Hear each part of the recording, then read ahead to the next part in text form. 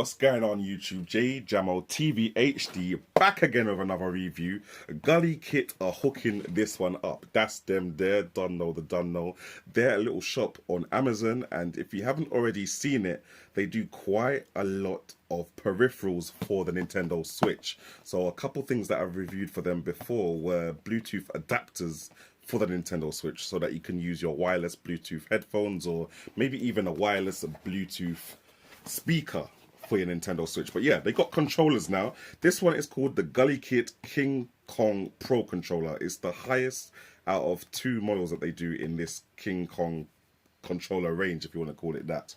So anyway, yeah, boom, this is their nice little case kind of thing. It's like a competition ready case. You can bring that to your competition, bad some people up on Smash or whatever game you want to bad them up on. It's nice little hard case kind of thing. Yeah, no, it's calm. Anyway, let's see what we got inside. Okay, this is what we're saying. So let's see what we got in terms of literature. We got one little Gulikit sticker there. Pretty standard procedure, to be honest. We got some instructions, it looks like. So yeah, you know, it's just telling you, what's that? Repeated shooting, A, B, X, Y, interchangeable. Bare things on this card, so I'm going to keep that to the side as well. The instructions in here, which they're in English. And this is the controller. This is it. This is quite loud, fam. It feels nice. It feels nice in the hand. It feels what I think would be lighter than a normal Switch Pro controller. I mean, let me compare it to an actual Xbox One controller. Obviously, exact same design. USB-C port on the top there, which is cool because most of these third-party controllers usually have micro USB ports. We've got a couple of LEDs going on here as well, so Lord knows what those are for, but it's probably going to be in the setup process. The R1, L1 buttons, they feel okay. The bumpers feel okay. The triggers feel normal as well. I'm not sure if the bumpers are as tactile clicky as... Yeah, that's what I thought. Bit more tactile on the actual Xbox One controller. Yeah. Okay, but that's alright though, that's alright. It's still okay, to be honest. What else have we got? Nothing really going on the back of the device there. I don't know what this little thing is in the middle here. It looks almost like a iPod cable. Could fit in there, lightning cable. Nothing going on the bottom either. So yeah, that's the controller, guys. Got all your normal buttons on the front there. Analogs. Yeah. Analogs feel okay, actually. Let me get it set up. I'll tell you guys what's really good. Talk amongst yourselves. So yeah, guys, these buttons on the top are for pairing the controller. Now, the right button is to select which mode of, I don't know, console you want to pair with. So do you want to pair with Nintendo Switch, PC, X input, or Android? So you can hold it down and it will select Nintendo Switch default. And then if you hold it again, it will select X input mode, I believe that is, and then you hold it again, you get the message in it. And on this side, this is just the battery indicator and the pairing indicator. So when it's flashing, you know that it's searching for a device to pair to.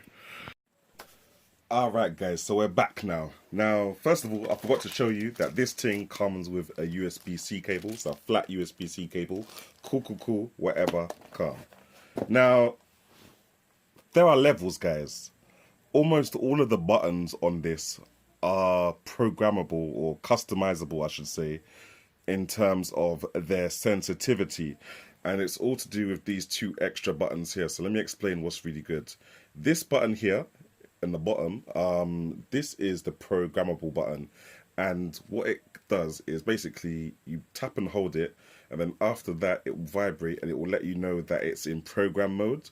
So you can press whatever buttons you want to press on the controller and it will record all those button presses.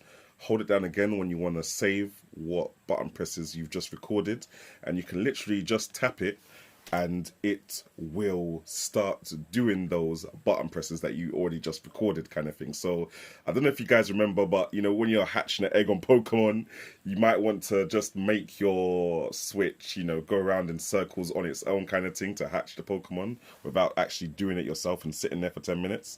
And that's the kind of thing that you can do with this. So yeah, that would be quite lit. I can't think of any other reasons that you'd want to record some button presses into your controller and then yeah, play them back, basically.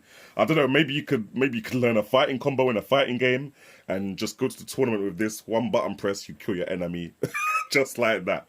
But anyway, yeah, that's cool. It's a cool feature. The other features are you hold this middle settings button right here, and basically you can control the sensitivity of both of the analog sticks. You can swap the inputs of the buttons around to make it A and B instead of B and A, or like X and Y instead of Y and X. And also the trigger buttons, I think I may have mentioned this earlier, but you can control the sensitivity of those as well.